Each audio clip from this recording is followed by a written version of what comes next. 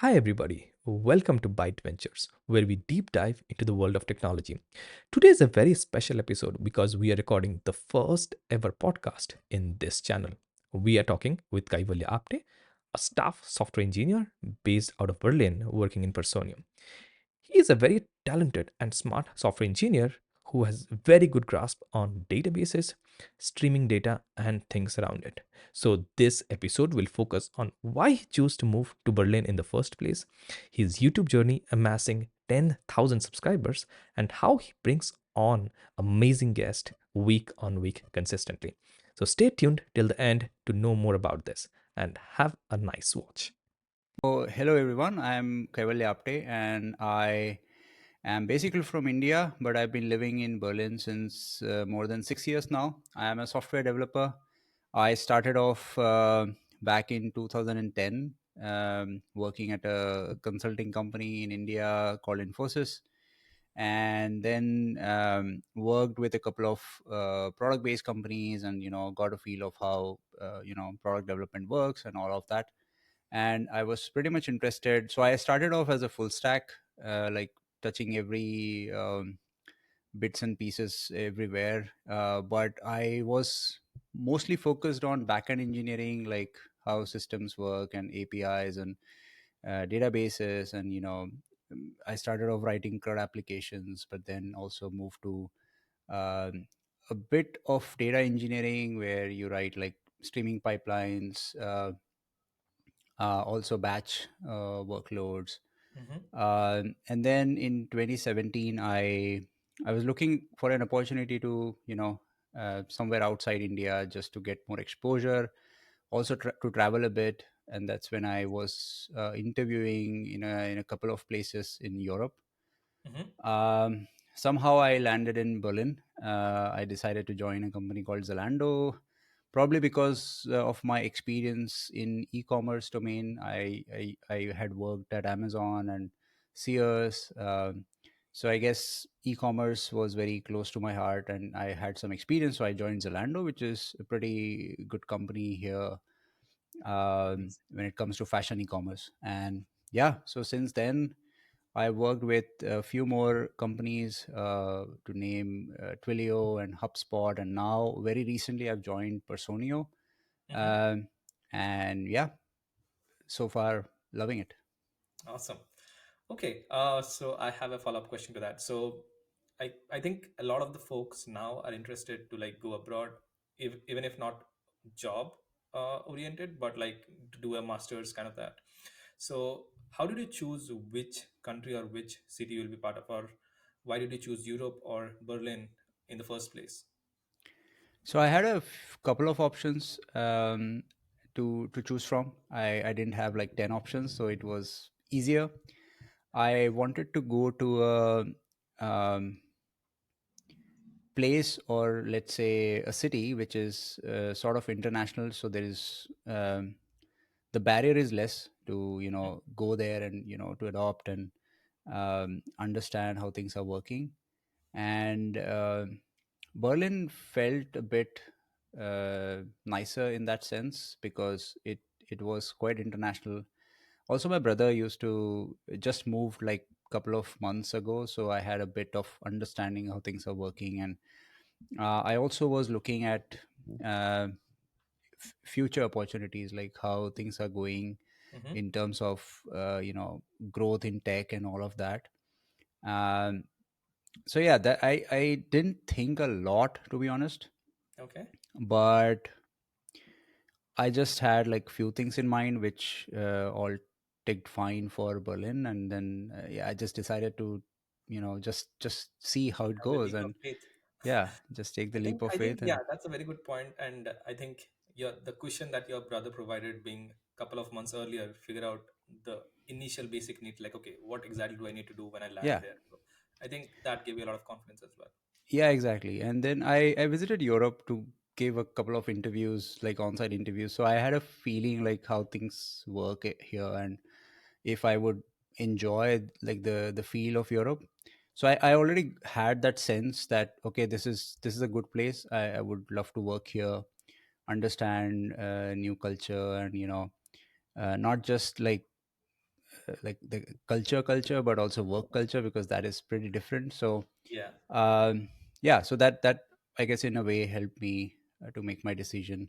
And at the end, I don't think a lot, just how do you say, analysis paralysis, because it is quite common. um, it's okay, you have to think about a few basic things, but if they all work for you, just go and just take a like experiment and see how, if it works out. Otherwise, what else do you have to lose? Yeah, yeah. Awesome. Okay, let's move on to the next question of like you have been in Germany for like almost 6 to 7 years now. So what are the things that you see as a cultural difference or work difference? Because that's what you said in the beginning. How is it different from India, let's say, or the places that you have worked in previously? um, yeah, I mean, it's different. I would say, at least in my experience, because India is huge and there are like hundreds and thousands of companies, so I cannot comment on every one of those. But at least in my experience, the biggest difference is that you okay, you work, you earn money, but that's not the only goal. There are tons of different things you should focus on, um, like your hobbies, your Mm-hmm. health, your family. Mm-hmm. um, and this might sound a bit philosophical, but I would say, and I would actually stress on this point, that in this race of earning money and working, and really working hard and reaching at a good place and all of that, we tend to forget all these things which are actually more important. In After coming here, I've seen people like doing things. Of course they work hard, it's not like they don't work, or it's not fast paced or all of that. Mm-hmm. It's just they have created a balance when it comes to work and non-work stuff. And I think that's the biggest difference. Okay. It's just not about at the surface level that, okay, they are working, but they're also taking enough vacations and all of that. But it's not just about taking vacations or just spending time, but it's also about pursuing your hobby and doing or making a very conscious decision in whatever you do. So Okay. I think that has significantly changed my way of looking at things, and probably that is the reason I could even think of creating the podcast.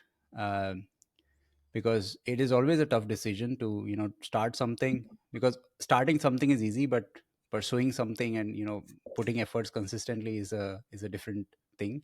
Yeah. Totally. um so yeah, I think that's the biggest difference. Of course there are other differences, like if you go deep into like what tech stack do people prefer, every country has different biases for some reason. uh, there is fast paced culture in some companies, but mostly it gives you a good balance, that you know also because there are some let's say laws, and like they are very strict laws that companies can't just do what they want, but there is laws that are favoring employees as well. Mm-hmm. So all of that gives you a good balance and gives you a little bit of more space and time to think about what else could you do apart from work. Okay. So that creates a huge difference for me. Okay, in short, if I want to summarize, it's probably not just the work, but probably the things around your life that you can do, which can make you as a whole whole 5% or kind of that, where you kind of do your hobbies, manage your family as well, not just work and just earn money, kind of that. Absolutely. Awesome. And the things that you would anyone would want to do apart from work may differ. And it Yeah. doesn't have to be any sport or a podcast or a blogging or traveling. It can be anything. It can be two things. It can be three things, right? So ultimately you have to find a balance. And uh, I think the at a high level, the important thing is to just realize that you need that balance. I think that's the most important point. And once you realize that, you find time, or you make time, and Mhm. figure out what you want to do. Great. Okay, so let's move on to the next part. Coming to your hobbies, probably we'll end this part of the section. So, what do you think, or like, what do you spend most time on apart from doing your podcast or work, so that you enjoy the most and you think like, okay, this is something I really enjoy apart from being at work? Um, I would say I really love long walks, which is, I don't know if it's a hobby, but I try to avoid any let's say automobile transfer. I okay, I prefer public transport, like going to some other city. I mean, there's no other way. But apart from that, when I go to a city, I love to just walk around and understand different things. There are different let's say historical monuments. I mean, Berlin is there's a ton of history here, and I think I you when you walk around and realize like this is the place where this thing happened, and read more about it, understand the history. Of course, it's not just about knowledge but also a little bit of interest, just realizing like how lucky you are or how grateful you should be. So I think walks, definitely in the city, and also going for a hike when you are in a natural beauty or a natural place, like riverside, or I don't know, a gorge or mountains and Hmm. beaches. So I really love that. So in a way, which is a like a secondary part to it, which is traveling. So I I don't enjoy the travel part of it, like the movement of part of it. But when I reach the destination, I love doing that. So I wish I could just think about going to a place and I just reach there instantaneously. But sometimes I also like road trips, but it doesn't have to be like really long. Um, so yeah, I would say traveling and just on like walking around cities and natural places is a good thing. Apart from that, I don't really get a lot of time because in 2022 I became a father, and I Oh, love spending time with my daughter. So congratulations. yeah, thank you. And I think yeah, that's a very like an amazing thing to do, and I look forward to it every day. Awesome, that's great. Okay, so let's end this part of the podcast where we are focusing on your migrations or your switch to Berlin. So let's Hmm. talk about the most exciting part of Oh what we're wow. talking today is the YouTube journey. So what were the starting points that made you realize that, okay, probably I should start a YouTube channel, or probably because I see you started with a Spotify channel or something, because I was listening to a podcast and then I saw the Geek Narrator. It was like probably a couple of years old, but then I realized that it's not there anymore. Then I thought like, okay, probably you have experimented a lot, navigated, pivoted a lot, recently found your sweet spot. So I want you to tell about the journey. Yeah. I always wanted to keep learning outside of work, and specifically in tech, because I think the domain itself is growing at a such a high pace that no matter where you work, you cannot keep up to the pace of whatever is happening outside your work. Agreed. So, and finding time just for, let's say, reading and listening to a podcast or something, it's okay. But I never became consistent in that, and I didn't see that, oh, I'm reading this paper or I'm reading this book, but I'm not doing it consistently. So that it required a little bit extra effort, and oh, really, I really want to do it. But when you have something that you see, let's say a community or even a YouTube channel that is you see support from people, I think that gives you a push. So I was always wanting to do that, like even a blog, or just a like a podcast on Spotify. I Hmm. didn't think about YouTube, to be honest. Okay. So I actually started off just recording like locally, not even publishing anywhere, and just understanding if I love this process of recording itself or not, because that's the most difficult part, right? Because Yeah. you record and then you have to edit, and then you have to make sure that you sound nice and you make sense whatever you're saying. So I think that takes a lot of energy. And if you just do because, let's say, you like the feel of it at a high level, it's not going to be working for you, because you won't be consistent. But you have to love the overall process and the journey of it.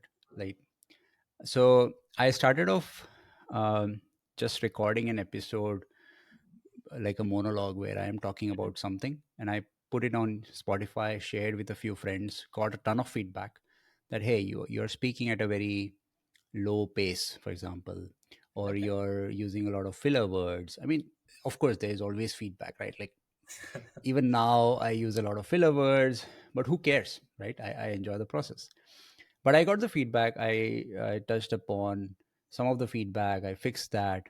I created like 10, let's say, podcast episode. It's not an episode, it's just like 10-minute monologues Mhm. on software engineering, on interviewing, or finding good projects and all of that. It's still there on Spotify, Okay. um, and also Apple and Google, of course. But then I always wanted to see, because I was listening to other podcasts like Tim Berglund, streaming Okay. audio Yeah. from Confluent, and then of course Software Engineering Daily and Software Radio and Tech Lead Journal and all of those. I Mhm. used to listen to all of the podcast episodes, and I love the idea where two or more people are talking about a very deep technical stuff.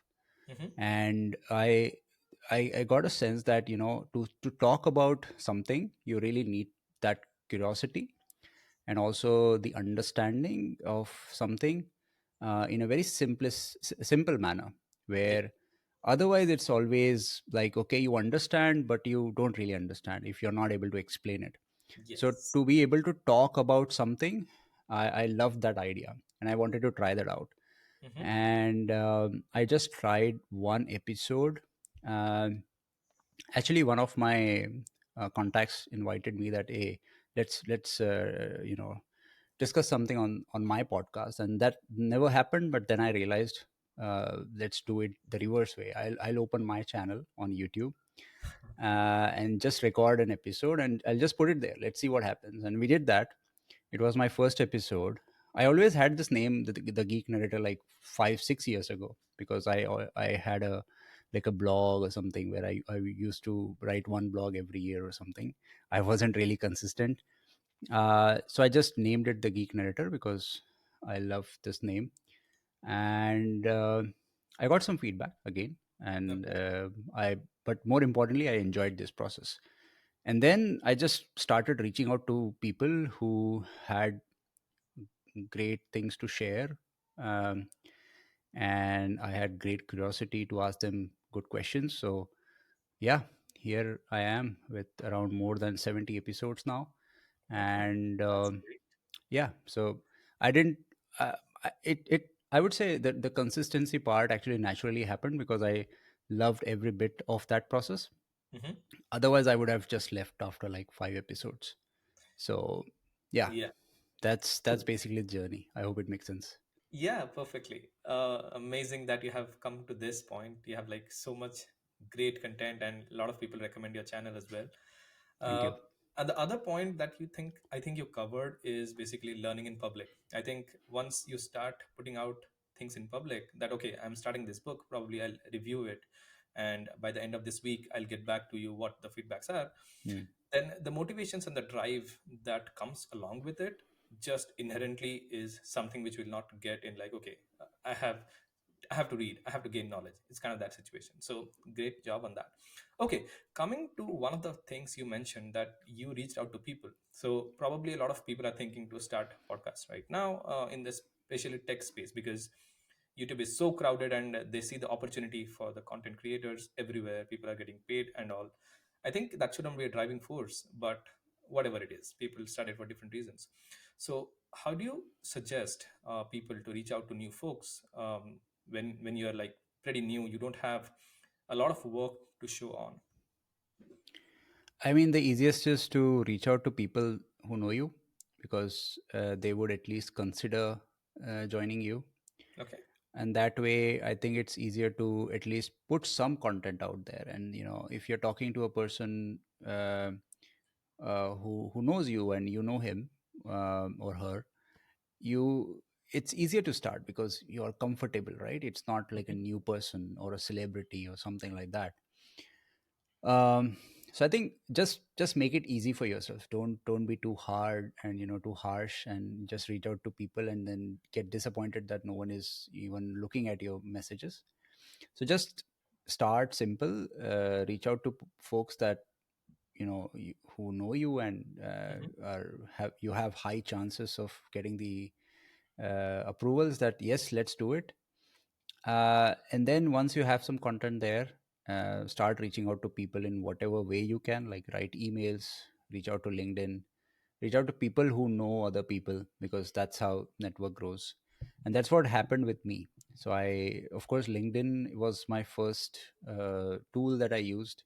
I Mhm. reached out to people, I just sent them DMs, and uh, I I just shared that what I want to do. This is what I'm trying to do, and would you like consider joining me for an episode? Many folks didn't read the message. I mean, of course, no one really read every message on LinkedIn. Probably they get hundreds of messages.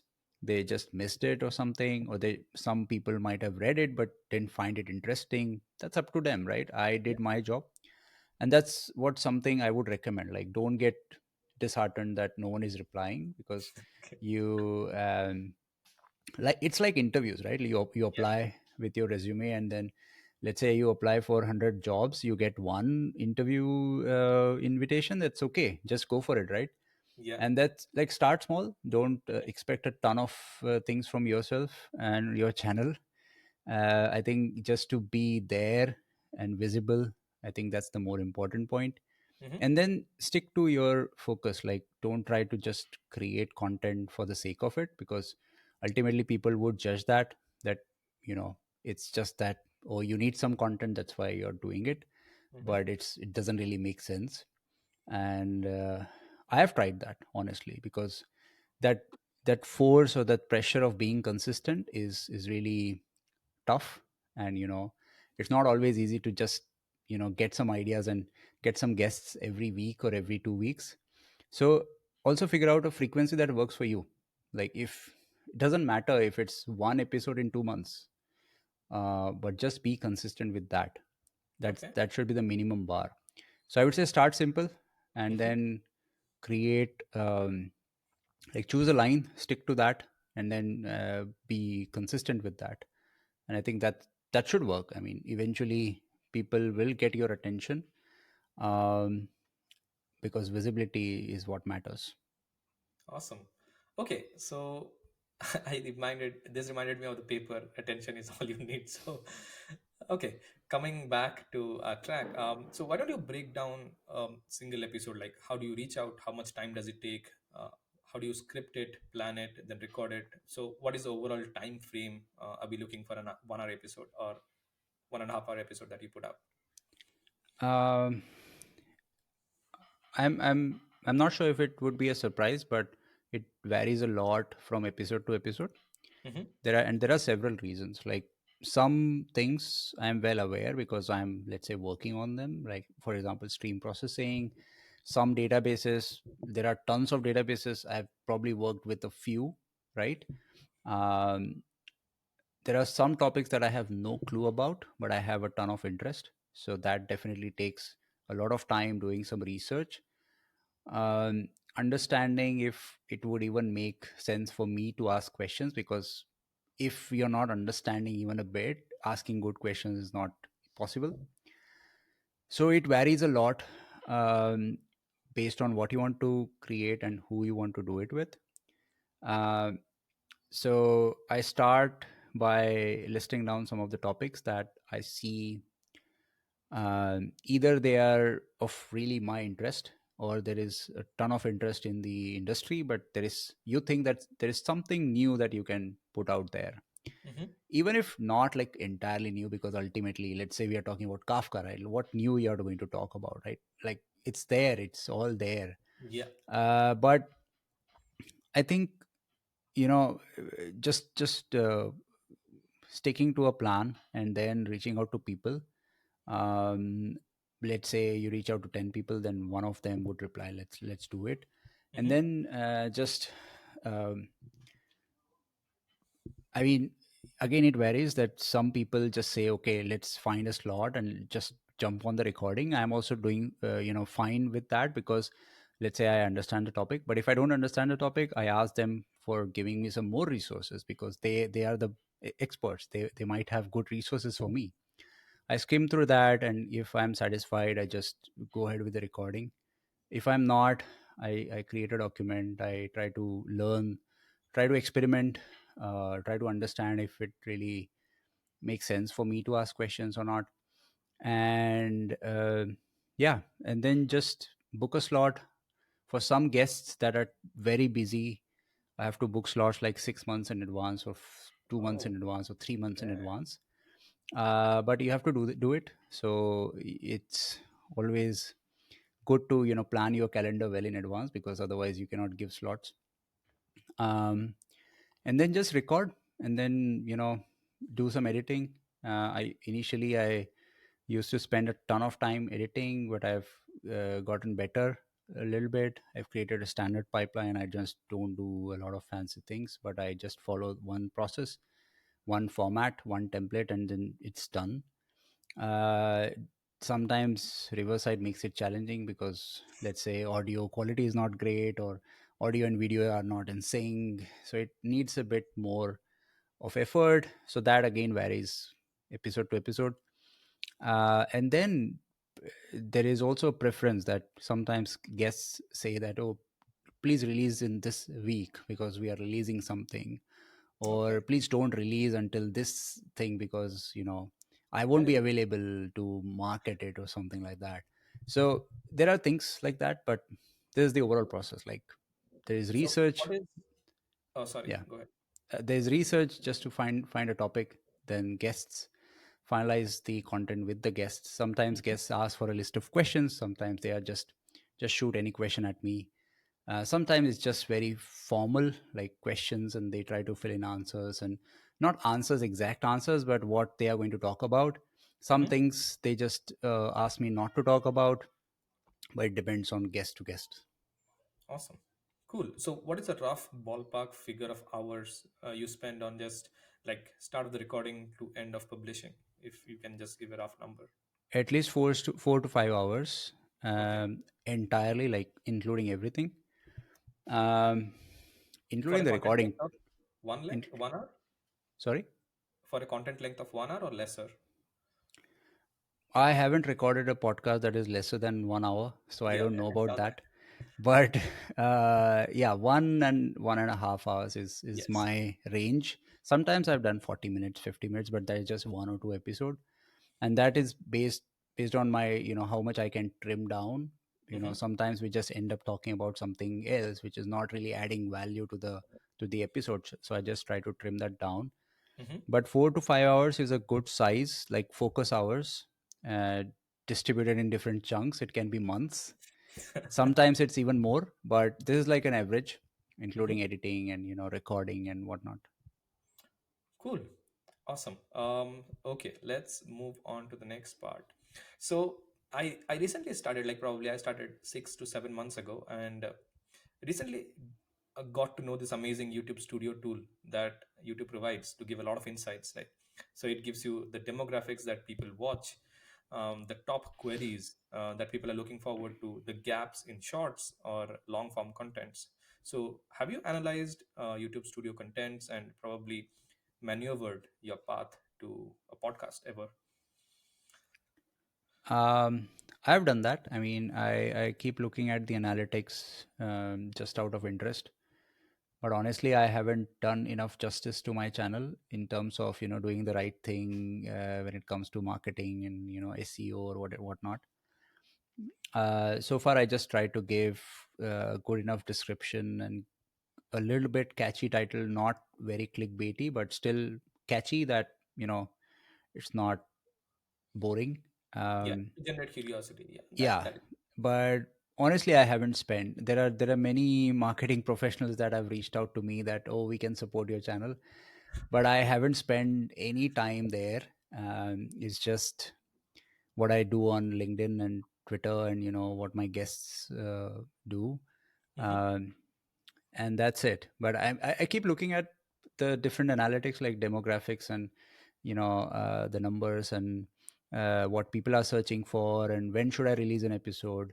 But I Yeah. do feel that this is okay. I mean, you can get better growth, but I think I'm too lazy or I just don't have time. I have never prioritized this, but I think this year I'm going to do that. I'll probably hire a person just taking or looking at my channel and just doing that stuff because I don't want my time to be invested there.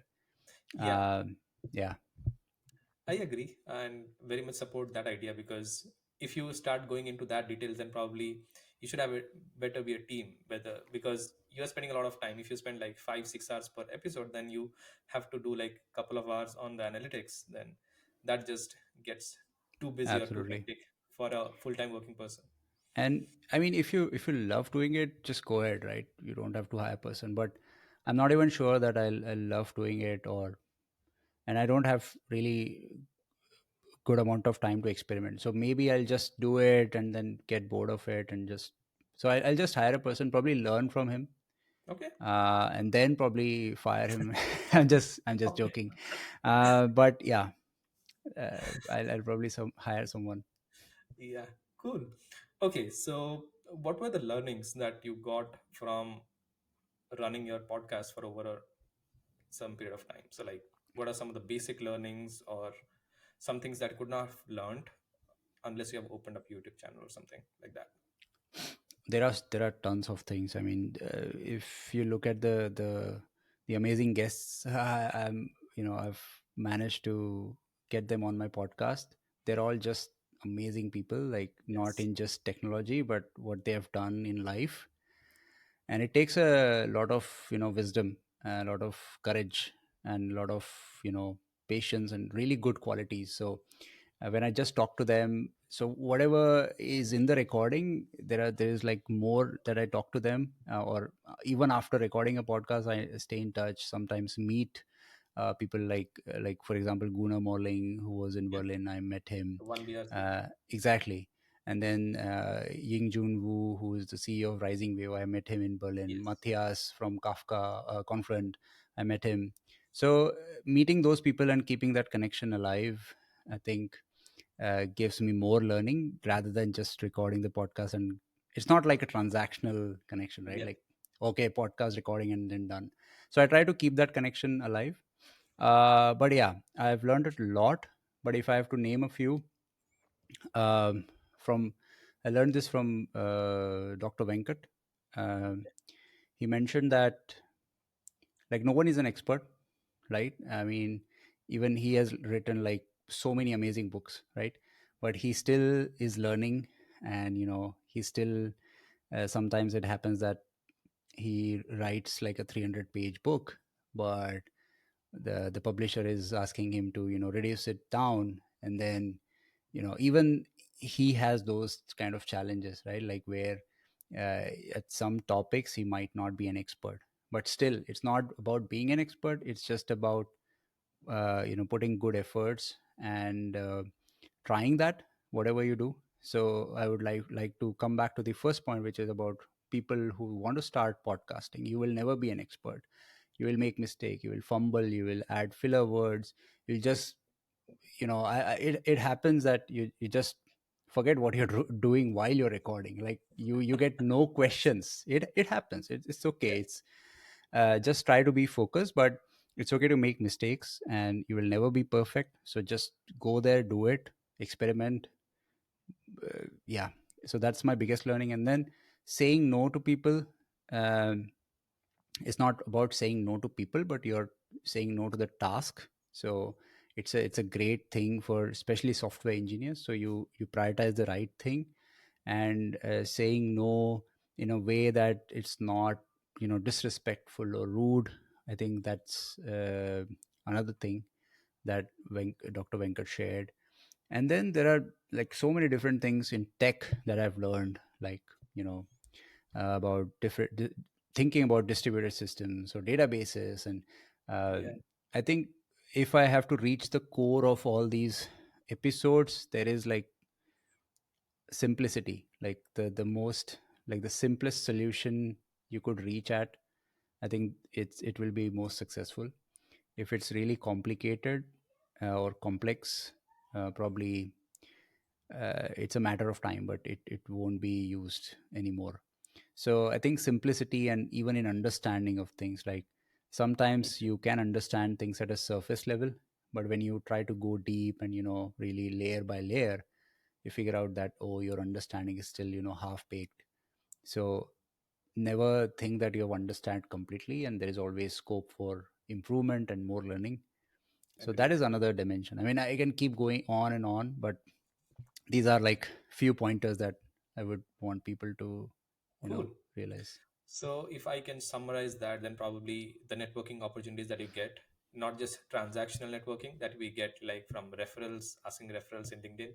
So it's much more than just one podcast. You're probably getting connected with the source of knowledge very deeply in a much more um, closed space, I would say, like community driven kind of that. And then the kind of learnings you get talking to people is amazing. Yeah, So kudos to and I that. love talking to people. I mean, um, and one biggest mistake I've seen people doing, and I've also done it, is like LinkedIn and Twitter. These are like social networks. So if you post something, people reply to you. Take your time and reply to them, right? Otherwise, it's not going to work. So that's how people connect to you. If you just keep it like one way, and then you don't take their feedback, or you don't take the time to reply to them, Hmm. you're not going to build your community. Like, you have to be nice to people, of course. You can't just say, oh, you don't know this is stupid or something like that. But you have to be respectful. You have to be you have to understand that people are coming from different backgrounds, Hmm. technical backgrounds, different experience, different opportunities. So you have to explain them in a way that they understand, and try to be nice to people. I think that will definitely help. So it's not like you just tweet about something and just go away. People would like, it's okay, like if you're a celebrity, but at least try to reply to many people so Hmm. you can build that community. Awesome. Okay, so probably last couple of questions in this part of the podcast. So how did you select database and streaming languages as the way to go forward? Or did you find it interesting, or did you find that this was something that there was a hole in for knowledge creation in the YouTube space or content creation space? I would say both, but the first reason was that I found it very interesting.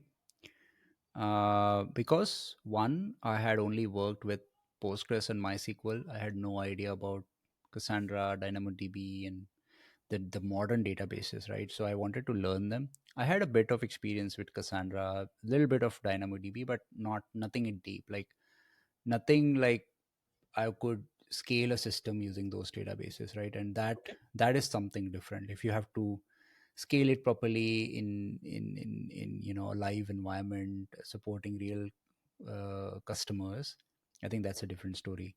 Yeah, So of I course, think without downtime and all stuff, that creates a lot of absolutely, challenge. there are ton of best practices in every part of it. Knowing all of them, and it's very interesting. I mean, I would say databases are the most sophisticated pieces of software, because they provide you great abstraction to such a complex technology. Like, just the durability part of it is so difficult to get it right. If you listen to my podcast with Yoran from Tiger Beetle DB, Hmm. he explained how difficult it is to get the durability right and to get the safety and correctness right. um, Even Postgres had this bug where it was not guaranteeing durability. So giving that abstraction, that level of like easy abstraction, anyone Hmm. can work with a database, right? But hiding all the complexity, I think that's the best piece of software available. And pretty much, I'm just quoting a number. I don't have a research or a like a something, but I would say 95% or 99% of the applications are really database heavy. They just put all the heavy lifting to the database and just assume that it works. Yes. um, so I would say that is the most complex piece of software, and Hmm. there's a ton of things that you can learn and also apply at the application level. So that got me interested. I love PostgreSQL. uh, I really like uh, other databases as well. I've experimented a bit. Streaming, um, I think I got some experience in Twilio where we were building some streaming pipelines, working with a ton of data in Kafka and Kafka streams, and a little bit of Spark and all of that. So it's really interesting because streaming, um, I mean, it's getting more and more use cases every day because people need real time data, real time analytics. And I think it's challenging to understand all the nuances, like all these small operations, where again abstractions, like you write the small DAG, like stream processor in a Mhm. few lines, but under the hood there is state, there is durability constraints, there is out of orderness, there is idempotence, there is, I don't know, duplicate events, there is missing events, there is observability, and ton of things happening without those 5 or 6 lines of code. So again, it's beautiful abstractions that these systems have created, but under the hood there's there's probably a database, there's probably a ton of things happening at the Yeah. distributed systems level. So it's just interesting, and I don't know a ton of things happening under the hood, so I just try to understand. And I'm going a more breadth approach where I look at different databases and see how Mhm. things are working. So, but yeah, these were the primary reason why I got interested in these two things. Cool. I think you said very important point that 90 to 95% or 95 to 99% of the big systems that we use leverage some kind of database or the other, be it Postgres or NoSQL or any form to like Yeah, do some kind of optimizations. Because anyway, we are like dealing with a huge amount of data today, like yeah, tons, petabytes of data. So somewhere they're getting stored, processed efficiently, and that's where database coming in. yeah. So yeah, Sorry to cut you yeah, off. I no, just want to add one point. Even the new AI thing, right? Like yeah, people talk about AI, and a lot about those models and whatnot, but there is a database that is working, right? And without yes. that database, nothing is possible. So, I think I think we're talking about the vector databases, right? yes. Okay, cool. I Cool. mean, Yeah. So, database, different types, right? Like yeah, it's a yeah, in some database form at or the the end, other. storing Yeah, information. exactly. So I remember having seen Yugabyte ad sometimes, like when I was scrolling LinkedIn, probably Yugabyte was thing when 3 4 years ago. So I was just checking in. So everything was, they had a very clear problem statement. Being such late to the entry into the world of databases, they had very clear picture or problem statement that we have to fix the scalability of SQL databases. And I think with such new technologies, with such clear cut ideas, the world is huge, and the complexity that they have is like immense. So probably it's one of the great thing that you are delving in, and great job on that. So I would really appreciate Thank that. you. Yeah, like kind of building up exhaustive set of like what kind of database you can use. So if someone wants to figure out, then probably you can check out Kaivalya's channel on YouTube. So on that. Okay, last question on this. What is your vision of your channel going forward? Like probably I'll not say the recruiter thing of like 5 years down the line. I'll see probably in 2024 or 2025 when you think AI is taking over a lot of things. So what do you think you should pivot or direct your channel towards? As I said, AI also has a database. So I'll probably stick to databases for a while. Okay. But I'm going to talk about vector databases with Hmm. an amazing guest soon. I'll probably, so I had never talked about AI and stuff because I don't know a thing, and I never got a chance to, actually look into how things are working and, make a great episode. But I'll eventually do that because, yeah, I mean, we use AI every day in one way or the other. And If you say it or not, somewhere or exactly. the other. So somewhere there is an AI, and I'll eventually try to create some episodes there. But again, I mean, database industry being so old, there are like hundreds of databases, but there are still new things coming up. And I would want to focus on really simple things, where people could connect. Hmm. So I'll keep that vision in mind. Like, um, if you think about databases and talking about like internals of database, it can be quite complicated. But making it available to wider audience is probably the vision. Like whatever it is, it's be it AI or databases or whatever in software engineering. I don't want to limit myself with a vision in a way where I talk about specific area, Hmm. but I want to keep myself open. But there's one, if you look at the core of it, it's just making complicated stuff simple to understand. I may fail at it at sometimes, depending on how the conversation goes, depending on some other constraints. But that's okay. I mean, it's about if there are a million people watching my channel in 5 years or something like that, even I cannot. So those million people will have different expectations, and I cannot meet all of it. Some people will say, "Oh, it's very basic. I know a ton of stuff already." It's okay. Some people will say, "Oh, it's really difficult to understand. Can you answer these questions?" And people do ask some questions on YouTube comments and all of that. So I'll try to be like a database, like general purpose, Okay. not best at anything, but really good at many things. So I'll try to do that and see where it goes. But yeah, that's the core vision, I would say. Great. Awesome. So I think you answered it pretty well that probably if AI is the world, then probably delve into AI databases, Yeah, how AI works internally. And exactly. I would be looking forward to that episode. Amazing. Awesome. Thank you. Okay, last section and couple of minutes more. So what are the final advices that you think you can give to software engineers first and the people who are having a YouTube channel as a side gig? Not earning money, but like as a kind of passion. Okay. Software engineers, I mean, be curious. Um, Understand that software engineering is way, way, way, way more than just coding. It's okay to know or be an expert at a certain framework or a language, but there is hundreds of more things that you would be required to do when it comes to software engineering. So also focus on that. In that process you might become less expert in certain things, but that's okay, because that thing is also changing. So if you're an expert today, let's say in Kubernetes or I don't know, databases, when there is a new thing, you're not going to be an expert at that, right? So don't try to be perfect or try to be an expert, but try to be um good at different things, and specialize in one thing. Uh, and yeah, I mean, be curious, just keep learning. There's, even if you have 20 years of experience, 25 years of experience, I don't think that learning was a thing in university. It's still going on. You have to learn every day. And yeah, just keep things simple. Cool.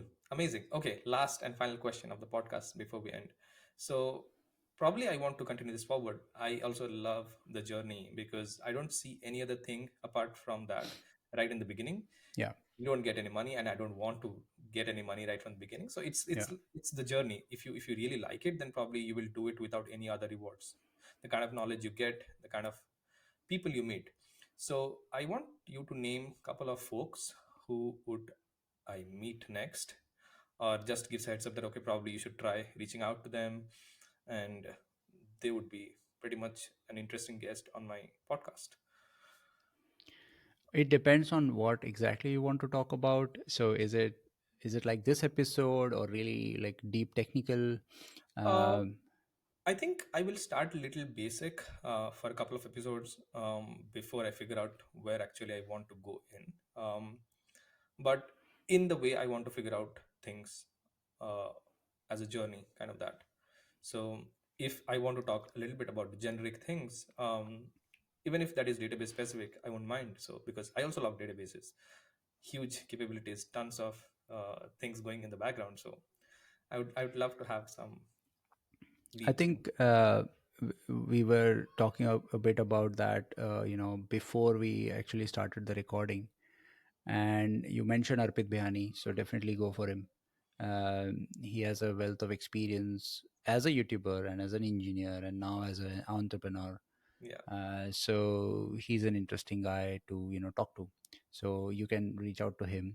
And I always, so we have this small, let's say, inner circle, or like group of like-minded people. So there is Arpit, there is Pratik Pandey, as you mentioned, there is Vipul, uh, and there is Rohan, there is um, you know there's Abhinav, who is doing a great job at explaining deep system level, like kernel level and C Python, and the 1BRC Okay. by Guna Morling, and really going deep down into how things are working at the deepest level when it comes to optimization. So yeah, his journey is also good, like amazing. And uh, he has a Substack newsletter. There are other folks like John Cricket, who is doing a great job in with Yeah. his coding challenges. Hmm. And he's pretty reachable. Like, I also did a podcast with him, so I would definitely recommend you talk to him, because he can also connect you with tons of many folks, because of Awesome. course, obvious reasons. So yeah, these are the folks. Just, yeah, reach out to them. They are pretty reachable. um, they would probably accept the proposal. um, and yeah, good luck with Thank you. your Thank you so podcast. much, Kaivalya man. Like you have given 1 hour of your time, and it's amazing. So it's coming back to that saying that life is full circle. So you started with mentioning that some of your contact reach out to you to start a YouTube channel or podcast, but that didn't happen. And I think that replaced by me that got replaced by me today. So I think we came a whole full circle on that. So thank you for that, Oh, doing thank you. and spending your time. I hope you liked it, and probably we'll have a lot deeper chat next time, probably on a deeper context, a specific database, um, once I have a good understanding of things. And then probably, yes, we'll connect again later. Yeah, thanks a lot. I love talking to you, and good luck with the podcasting journey. And I think you're also doing a good job at creating your own videos, which is great. I watched the Memcached one, not completely, I'll be honest, but I was going through what you're exactly doing, and it sounds very good. So I would request viewers to just check out and keep Awesome. Thank you. supporting Sitesh. Thank you. Thank you. And have a Thank you. great rest of the day ahead. Yeah, you too. So yeah, that was the episode. I hope you liked this form of the content. I will attach all the socials and his amazing YouTube channel on database and data streaming platforms in the description. Do check it out. I'll highly recommend it. And as always, see you next time.